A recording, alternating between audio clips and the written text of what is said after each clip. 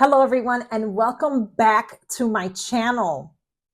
Y'all, it has been over 2 years since I posted a video here, and there's good reason for that. And I thought I could share both a life and unfortunately death update with all of you. Where we last left off was I was getting my home and my family ready for caretaking of my mom.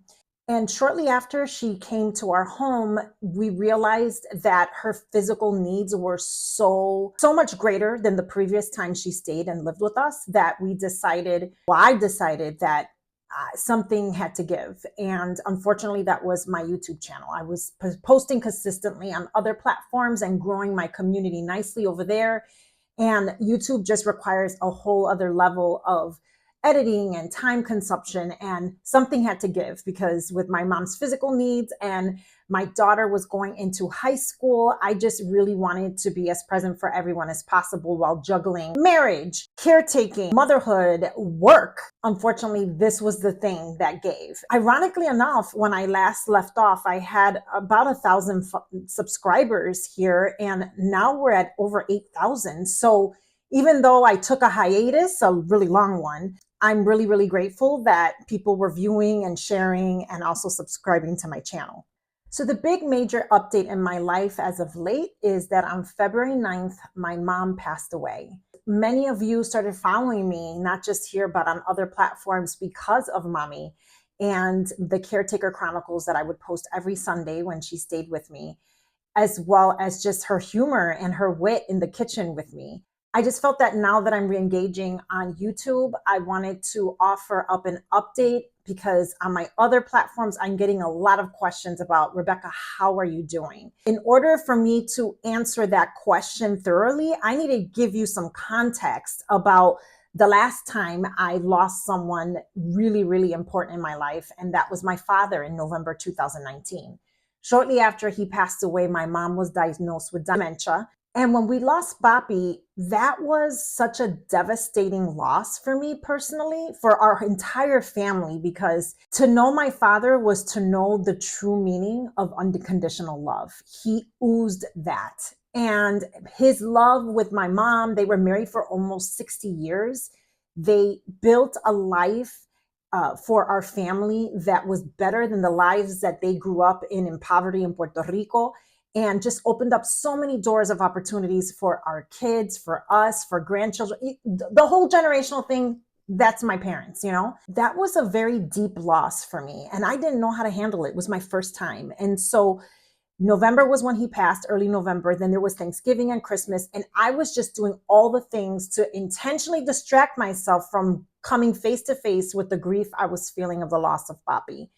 And quite frankly, in January of 2020, that landed me in the ER twice. The second time I went to the ER, I remember the doctor was like, I'm looking at the notes here and I can see that we prescribed Xanax and we told you to go get grief counseling with a therapist. Have you done that? And I'm like, no, I haven't. I took the doctor's advice, went ahead and signed up for counseling, for grief counseling.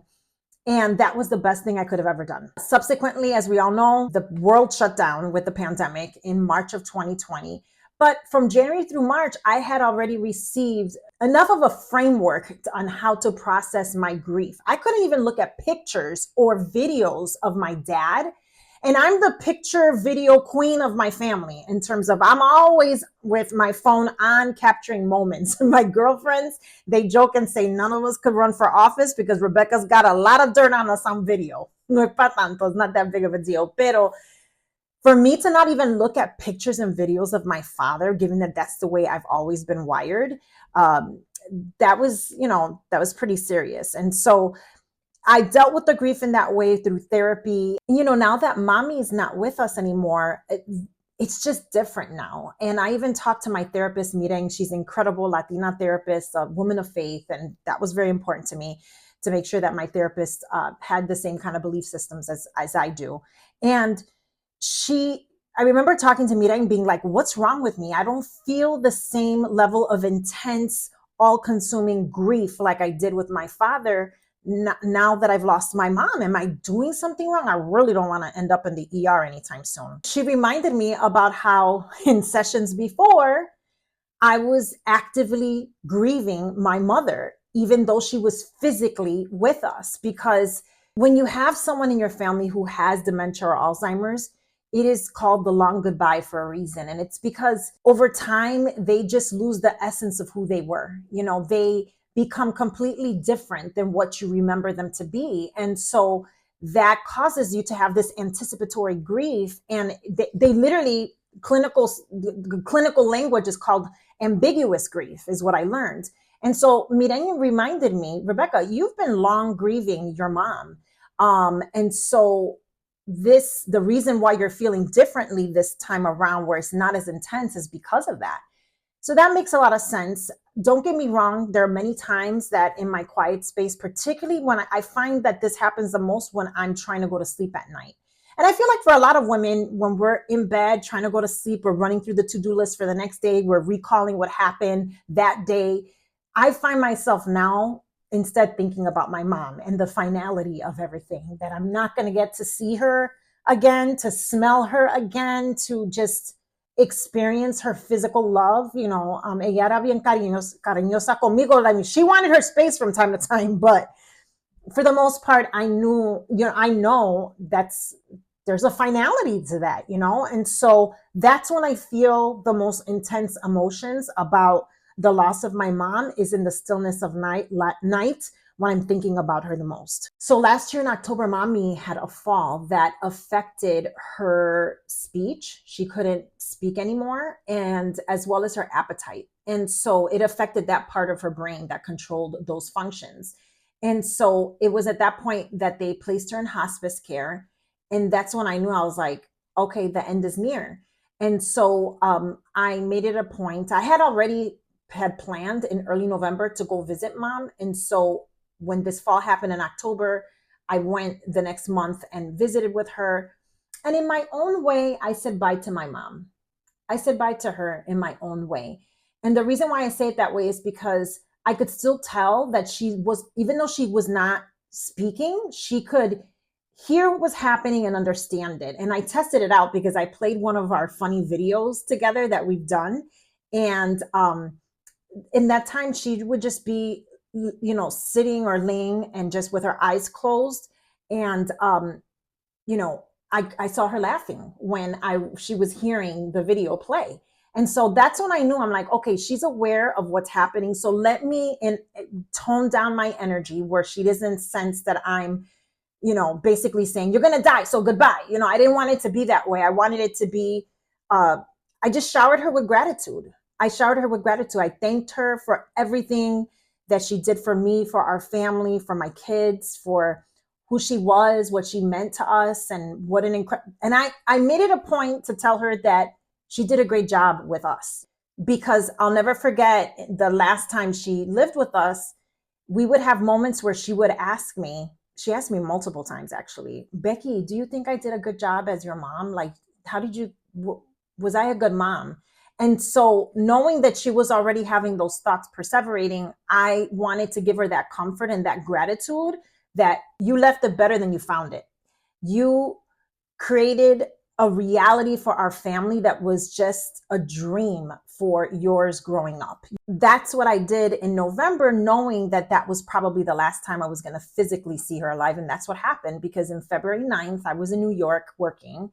And that's when I got the call that Mommy had passed. And I just remember feeling both deep sadness as well as, ironically enough, relief that she was liberated. She was liberated from the prison of her body and her brain that was not allowing her to do the things that she had been so long used to doing.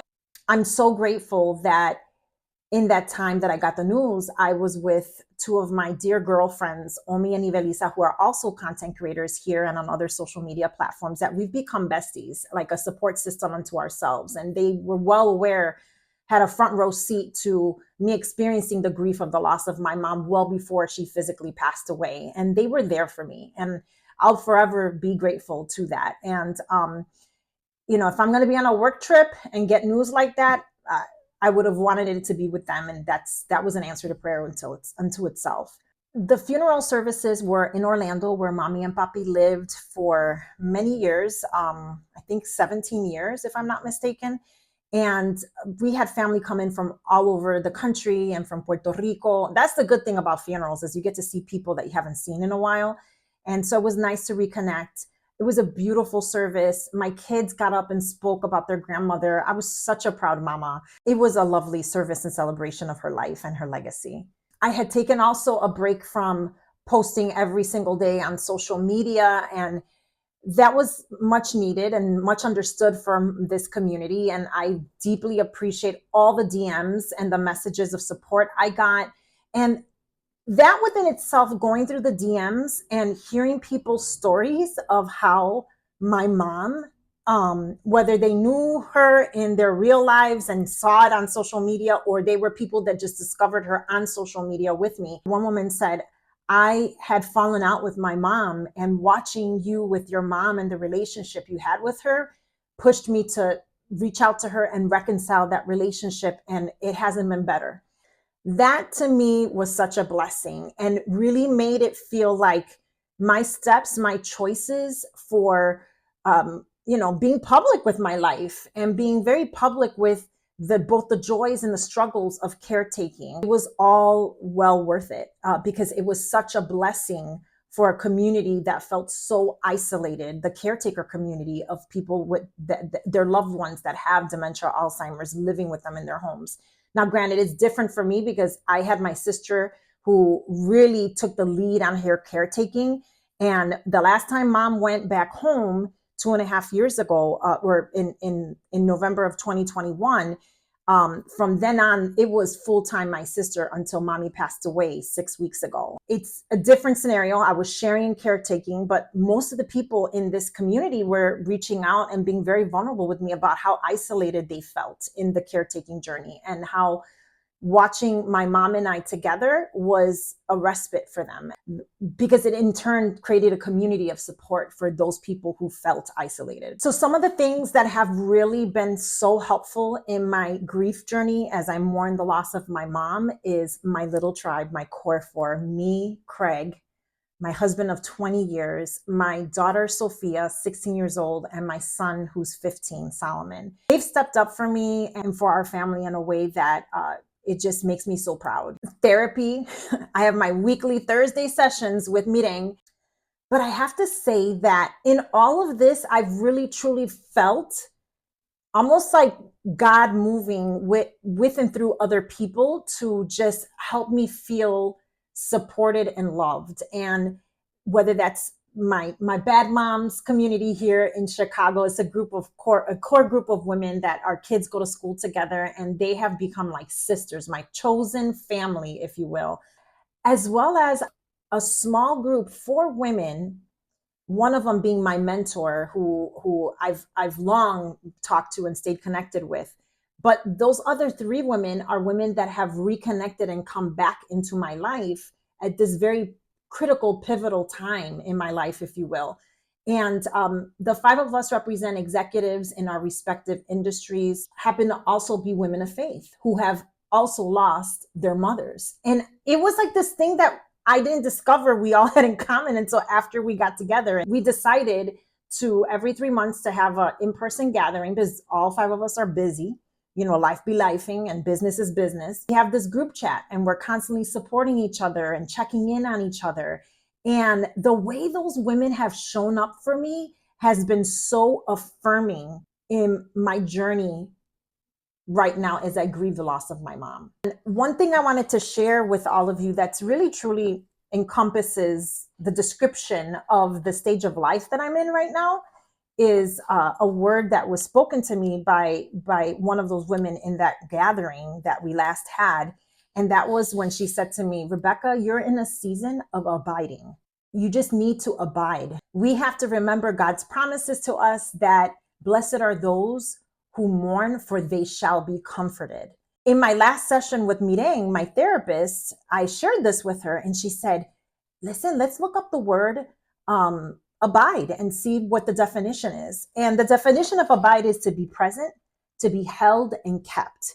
And y'all, this perfectly describes how I have felt since Mami has passed away. I have felt loved, supported in a way that I honestly wasn't expecting. I was expecting the typical of what happened after Papi passed away, but it's just affirming. And so I'm so grateful that in all of this, although it's painful, I just play scenarios in my mind of what that reunion in heaven was like when Papi greeted my mother at the pearly gates, because I truly believe that happened. My dad was a greeter at his church for many years, and he was the best greeter a ministry could ever have.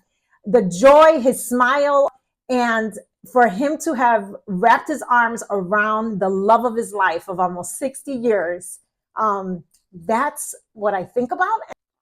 It gives me comfort and peace.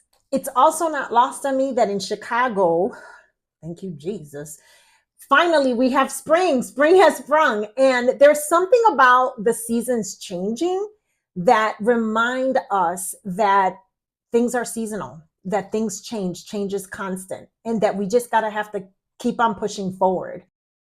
Yeah, that's what I hold on to. That's what I hold on to in this season of abiding. Well, y'all, that's it for my life and death update. I'm sorry that this was so heavy, but I really, really felt that you all deserved an explanation on why I went MIA for the last 2 years, and also just how I'm doing, because so many of you that follow me on my other social media platforms are watching me, go get back to work as far as my life as a consultant and content creator. And I just didn't want to send a message that, oh, everything's hunky-dory and great. I don't like to trauma dump on people. Again, I just felt that I owed y'all an explanation of why I haven't shown up here in over 2 years. But that's going to change, y'all. I'm going to get back into this YouTubing thing. I've got some fun stuff in store for y'all. Okay. Well, listen, be sure to hit that subscribe button. Let me know in the comments what other topics you'd like for me to cover here on my channel. YouTube is going to be the place where I give lifestyle con sazón. All right. So again, thank you so much for listening. And thank you for those of you who sent messages of love and support for me and my family. My family and I love and appreciate you dearly. Bye.